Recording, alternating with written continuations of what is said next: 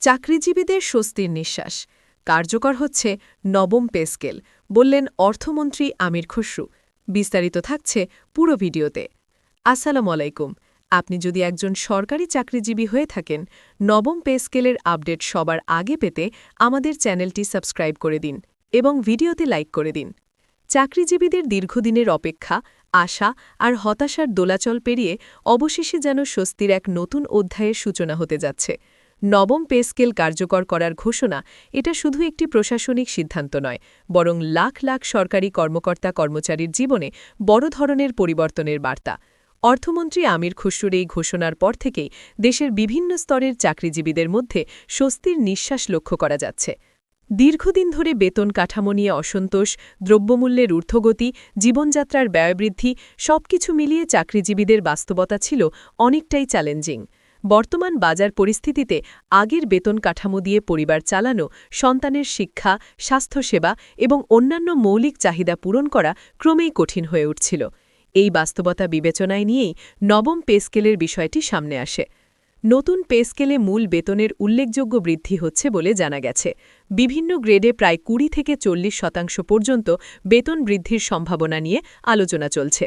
বিশেষ করে নিম্ন ও মধ্যম গ্রেডের কর্মচারীরা এ থেকে সবচেয়ে বেশি উপকৃত হবেন, কারণ তাদের জীবনযাত্রার চাপ তুলনামূলকভাবে বেশি অনুভূত হয়। শুধু মূল বেতনই নয়, বাড়ছে বিভিন্ন ভাতা, বাড়ি ভাড়া ভাতা, চিকিৎসা ভাতা, যাতায়াত ভাতা, এসব ক্ষেত্রেও নতুন কাঠামোতে বৃদ্ধি আসছে। শহর ও গ্রামভেদে বাড়ি ভাড়া ভাতার পার্থক্য আরও বাস্তবসম্মত করার চেষ্টা করা হয়েছে।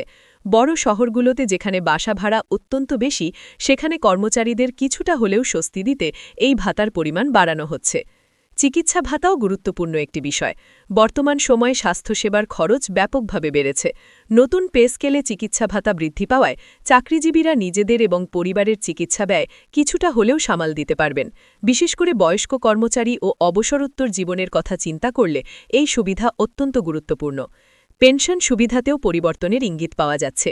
অবসরপ্রাপ্তদের জন্য পেনশন কাঠামো আরও উন্নত করা হলে সেটি ভবিষ্যৎ নিরাপত্তার একটি বড় নিশ্চয়তা হিসেবে কাজ করবে। অনেকেই চাকরিজীবনের শেষে আর্থিক অনিশ্চয়তায় ভোগেন। নতুন পে স্কেল সেই দুশ্চিন্তা অনেকটাই কমাতে পারে। এদিকে ইনক্রিমেন্ট বা বার্ষিক বেতন বৃদ্ধির হারেও কিছুটা পরিবর্তন আসতে পারে বলে ধারণা করা হচ্ছে। নিয়মিত ইনক্রিমেন্টের মাধ্যমে কর্মচারীদের উৎসাহ ধরে রাখা এবং তাদের কর্মদক্ষতা বাড়ানো, এটিও নতুন কাঠামোর একটি লক্ষ্য। এই ঘোষণার আরেকটি গুরুত্বপূর্ণ দিক হল অর্থনীতির ওপরের প্রভাব। বেতন বৃদ্ধি মানে মানুষের হাতে অতিরিক্ত অর্থ আসা, যা বাজারে খরচ বাড়াবে। ফলে অভ্যন্তরীণ বাজারে চাহিদা বাড়বে, যা ব্যবসা বাণিজ্যকে আরও গতিশীল করতে পারে। তবে এর সাথে মুদ্রাস্ফীতির বিষয়টিও গুরুত্ব দিয়ে দেখতে হবে, যাতে বেতন বৃদ্ধির সুফল মুদ্রাস্ফীতিতে ম্লান না হয়ে যায়। সরকারের জন্য এটি একটি বড় আর্থিক সিদ্ধান্ত। রাজস্ব আয়ের সাথে ব্যয়ের ভারসাম্য রক্ষা করা একটি বড় চ্যালেঞ্জ, কিন্তু একই সাথে কর্মচারীদের সন্তুষ্টি ও দক্ষতা বাড়ানো রাষ্ট্রের উন্নয়নের জন্য জরুরি। তাই এই সিদ্ধান্তকে অনেকেই দীর্ঘমেয়াদী বিনিয়োগ হিসেবে দেখছেন।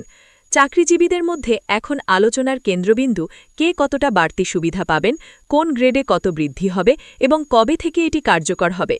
অনেকেই ইতিমধ্যে নিজেদের সম্ভাব্য নতুন বেতনের হিসাব কষা শুরু করেছেন। সামাজিক যোগাযোগ মাধ্যমেও এ নিয়ে ব্যাপক আলোচনা চলছে। তবে শুধু বেতন বাড়লেই সব সমস্যার সমাধান হয়ে যায় না। কর্মপরিবেশ উন্নয়ন, পদোন্নতির সুযোগ বৃদ্ধি, প্রশিক্ষণের মান উন্নয়ন, এসব দিকেও সমান গুরুত্ব দিতে হবে। একটা আধুনিক, দক্ষ ও সেবামুখী প্রশাসন গড়ে তুলতে হলে শুধু আর্থিক প্রণোদনা নয়, সামগ্রিক ব্যবস্থাপনার উন্নয়ন প্রয়োজন। নবম পে স্কেল বাস্তবায়নের মাধ্যমে সরকার একটি গুরুত্বপূর্ণ বার্তা দিয়েছে। চাকরিজীবীদের অবদানকে মূল্যায়ন করা হচ্ছে।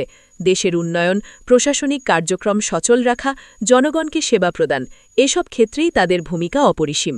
সেই অবদানের স্বীকৃতি হিসেবে এই বেতন কাঠামো পরিবর্তন অনেকটাই তাৎপর্যপূর্ণ। এখন সবার নজর বাস্তবায়নের দিকে। ঘোষণা যতই আশাব্যঞ্জক হোক, সেটি দ্রুত এবং সঠিকভাবে বাস্তবায়ন করাই সবচেয়ে বড় চ্যালেঞ্জ। সময়মতো গেজেট প্রকাশ, পরিষ্কার নির্দেশনা এবং সুষ্ঠু বাস্তবায়ন নিশ্চিত করা হলে এই উদ্যোগ সফল হবে। চাকরিজীবীদের মুখে এখন একটাই কথা, অবশেষে স্বস্তি। দীর্ঘদিনের অপেক্ষার পর তারা এমন একটি সিদ্ধান্তের মুখ দেখছেন, যা তাদের জীবনযাত্রায় ইতিবাচক পরিবর্তন আনতে পারে। পরিবার, সন্তানের ভবিষ্যৎ এবং ব্যক্তিগত স্বপ্ন সবকিছুই এখন নতুন করে সাজানোর এক সুযোগ তৈরি হচ্ছে। এই পরিবর্তন শুধু ব্যক্তিগত জীবনেই নয়, সামগ্রিকভাবে সমাজেও প্রভাব ফেলবে। মানুষের ক্রয় ক্ষমতা বাড়লে অর্থনীতির চাকা আরও সচল হবে। একই সাথে কর্মচারীদের মনোবল বাড়লে তারা আরও দায়িত্বশীলভাবে কাজ করবেন, যা শেষ পর্যন্ত দেশের উন্নয়নে ভূমিকা রাখবে। সব মিলিয়ে নবম পে স্কেল কার্যকর হওয়ার ঘোষণা একটি বড় পরিবর্তনের ইঙ্গিত।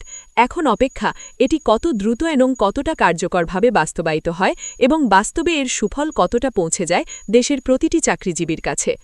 এর পাশাপাশি আরও একটি গুরুত্বপূর্ণ বিষয় সামনে আসছে, কর্মচারীদের জন্য বিশেষ প্রণোদনা বা পারফরম্যান্স বোনাস চালুর সম্ভাবনা।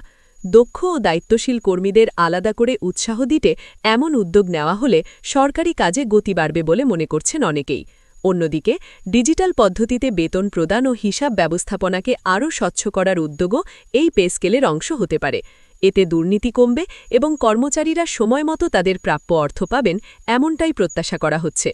সবশেষে বলা যায়, নবম পে স্কেল শুধু একটি বেতন বৃদ্ধি নয়, এটি একটি সামগ্রিক পরিবর্তনের সূচনা, যা চাকরিজীবীদের জীবনের স্বস্তি, নিরাপত্তা ও নতুন আশার আলো নিয়ে আসতে পারে। নবম পে স্কেল বাস্তবায়নের খবর ছড়িয়ে পড়ার পর অনেক পরিবারে যেন নতুন করে হিসাব নিকাশ শুরু হয়েছে। দীর্ঘদিন ধরে যেসব প্রয়োজনীয় কাজ পিছিয়ে ছিল, বাড়ি সংস্কার, সন্তানের উচ্চশিক্ষা কিংবা ছোট কোনো ব্যবসায় বিনিয়োগ, সেগুলো নিয়ে এখন নতুন করে ভাবছেন অনেকে। বিশেষ করে নতুন প্রজন্মের চাকরিজীবীদের জন্য এই পে স্কেল বড় একটি সুযোগ তৈরি করবে। তারা ভবিষ্যৎ পরিকল্পনা, সঞ্চয় এবং বিনিয়োগের দিকে আরও মনোযোগী হতে পারবেন। এতে করে ব্যক্তিগত আর্থিক স্থিতিশীলতা যেমন বাড়বে, তেমনি দেশের অর্থনীতিতেও ইতিবাচক প্রভাব পড়বে। এছাড়া নারী কর্মচারীদের ক্ষেত্রেও এই পে স্কেল গুরুত্বপূর্ণ ভূমিকা রাখতে পারে। পরিবার ও কর্মজীবনের ভারসাম্য বজায় রাখতে তাদের যে অতিরিক্ত ব্যয় হয়, নতুন ভাতা কাঠামো সেই চাপ কিছুটা হলেও কমাতে সাহায্য করবে বলে ধারণা করা হচ্ছে।